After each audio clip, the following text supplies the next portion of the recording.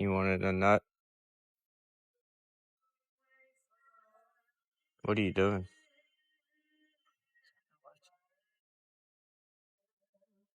How's that treating you? Fuck. Kicking my ass is what they're doing. I didn't know I was getting put on the spot like that. They're going great. Easy, smooth as butter. It's good to hear. Other than my pack of Marlboros I smoked earlier. Marlboro Reds, I hope. Yeah. Give me something. What am I giving you? I don't know. You got the driver's side done. The right? driver's side done? Yeah, the driver's side is done. Let me finish typing this up real quick.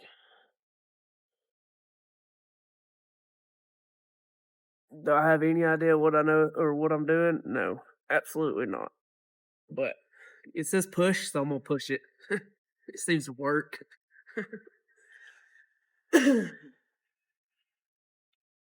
No, so all I'm doing right now is I'm putting in some upper door window latches, and these latches just help to keep from the top of the doors pulling out, because this is not a steel door, it's a composite door with Lexan windows. And I'm sure that some of y'all have seen doors blow off cars going down the track, so we put these upper window latches in there to help. It just secures the top of this door from being able to be pulled out. Like this will pull out a little bit, but then it catches this upper window latch. So that's what we're doing there. Pretty simple. Just push here, it unlatches it, open it up, door opens like it's supposed to.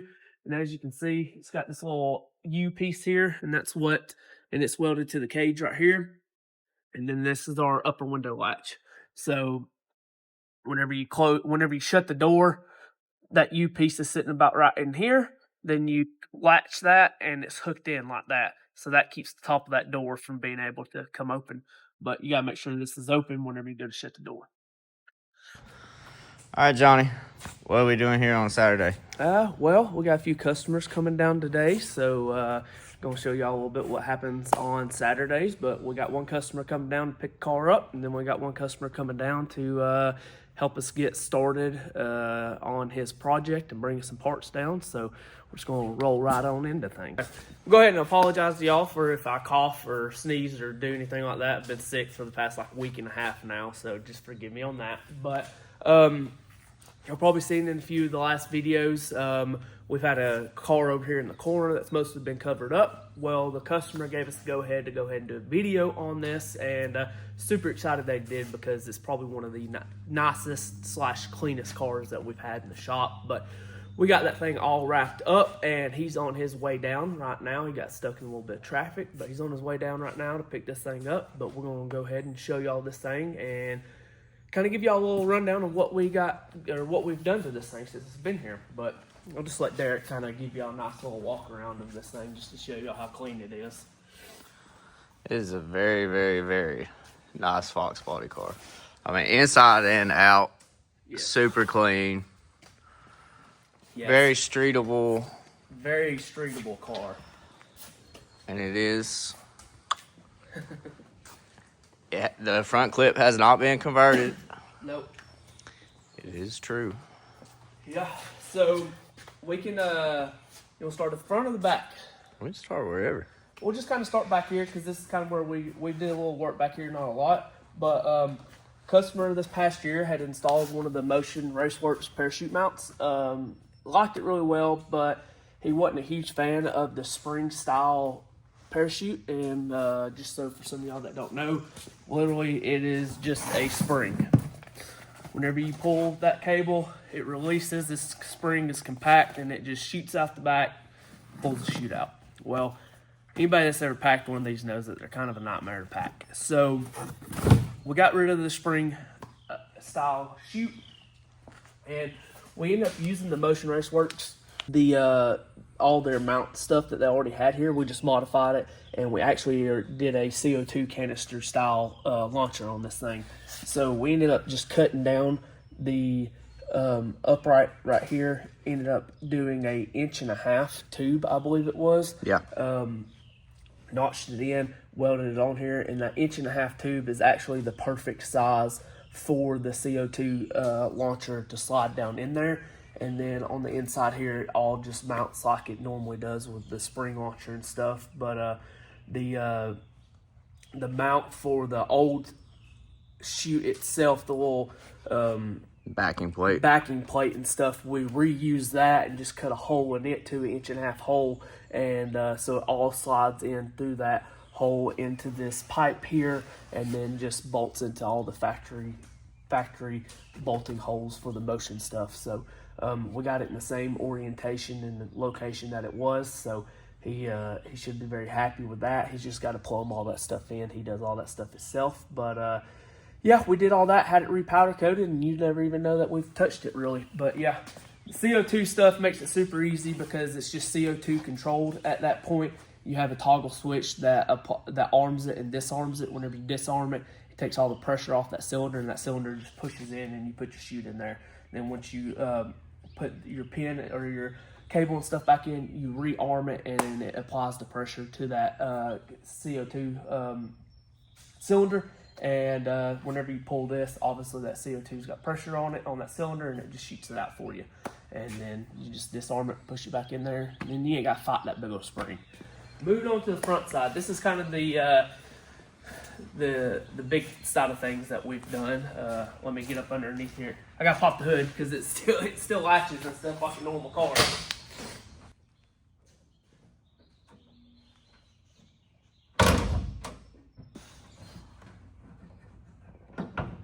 So we still got original hood latch and stuff in there. Got the hood prop on here like a normal car, so that's kind of cool. But so this car was originally, it had no intercooler, and it was on a blow-through carburetor setup. And so the charge pipe just went straight from the blower into the hat for the blow-through.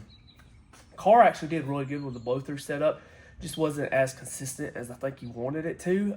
If you want to, there's actually a full Fuel Tech video from where they took this car and put it on their hub dyno and stuff like that. It's like a 10-minute long video. It's a pretty good little video. Car makes stupid power for what it is, but if you want to, y'all can go watch that. So, but he ended up switching over to fuel injection. Obviously, it's all Fuel Tech controlled. Got the Wilson manifold, elbow, and throttle body. So what we done was we ended up ordering a Schreier Fab air-to-water intercooler. That's what we have here. We did that. Got the air-to-water intercooler mounted here. We ended up building the upper and lower, wouldn't call it a radiator support, but an upper and lower removable support here that we mounted the air-to-water intercooler to. We got all that mounted. Once we got that mounted, then we did the charge piping from our blower to the inlet of the intercooler, and then the outlet of the intercooler into our throttle body. Then got our blow-off valve installed, and then we went ahead and did a small radiator and stuff in this car with a fan. That way, because he still does street drive this, and we've had a really good look out of these radiators. But it's just a very simple, easy, and clean setup, and that's what I really like about this car. And he kind of just gave us free reign with it. He was like, just do it like it's yours, and make it as nice as you can. So that's what we've done, and I'm super happy with the way that it turned out. He is a very extremely picky customer. There's nothing wrong with that at all. I actually like that whenever customers are picky, but he hasn't seen it in person yet. This will be the first time he sees it, so I really hope that he likes it. he said that he does from all the pictures, but yeah, I'm super excited with the way that it turned out. And then we also, too, he had already ordered this, one of the Schreier Fab ice tanks. He had ordered that.